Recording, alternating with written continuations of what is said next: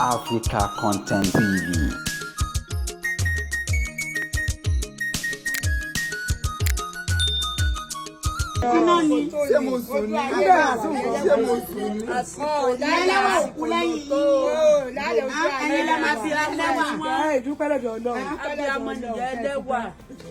Ilé kẹ́yìn tí ní ká dárò lẹ́ àkhírà.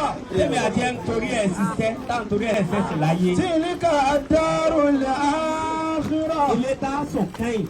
Tí ní ká dárò lẹ́ àkhírà. Tá à ń sọ fún wa pé ká bẹ̀rù Ọlọ́run kó tó di bá bọ̀ bẹ̀. Naj'aluha lilladhina la yuriduna 'uluwwan fil ardi. Ilé yóò sì fún èèyàn tí ń da ayé rú o.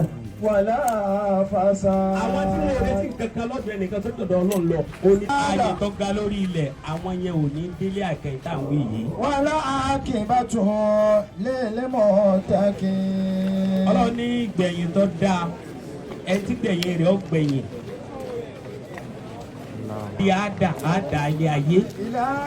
Àwọn sọ fún wa pé òun ní lọ́kàn pé àwọn ò lè kú nìsín ọgbọ̀n ọdún nìsín kó sí lójú wa.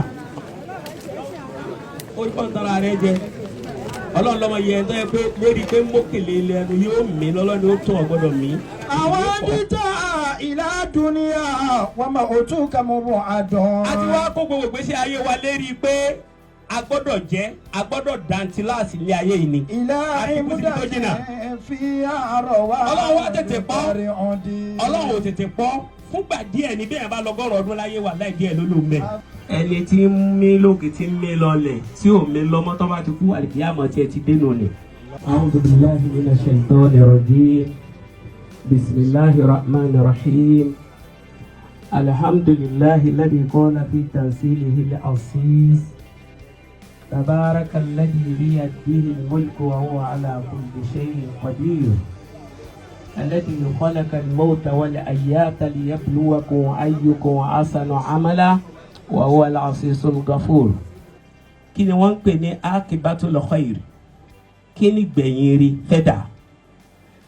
Ẹ̀dá tí ń bá ń fẹ́ kí òun ní gbẹ̀yìn rí kí ni nǹkan tí ó ṣe? Kí ni ó mú wa ní àtibọ̀tán tó dáa láyé?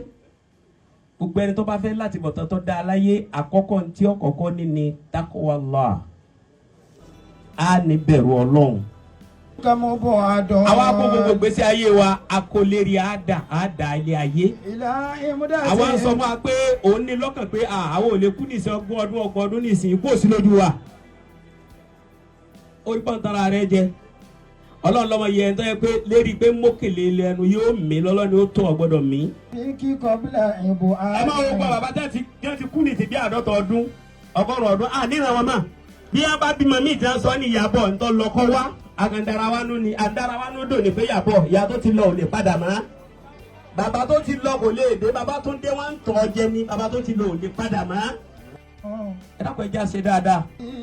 Bàbá wa yàgò bàbá yìí ọlọ́ba ni mo yín dúró. Ikú màmá wa má fi tún yín láṣìírí. Àwọn abẹ náà nínú àánú rẹ̀ gbogbo àtọ́ bá kù tẹ́ ẹ bá lò láyé má jẹ́ fi ìbànújẹ́ parí rẹ̀ má jẹ́ lò nínú àìsàn má jẹ́ lò nínú ìbànújẹ́ ọlá àti tóbi Al-Qur'an ọlá la hawla wala quwwata ọmọ wa tí ń lọ lé náà ẹ dákun ẹ jẹ́ adájọ́ bisimilayi mẹ́ta kul huwallahu mẹ́ta táyà kan lẹ́yìn rẹ̀ ládàtà rí ń bẹ̀ wọ́n sábà ní kó bá màmá wa yìí. Bismillahir rahmanir rahim kul huwallahu ahad Allahu samad.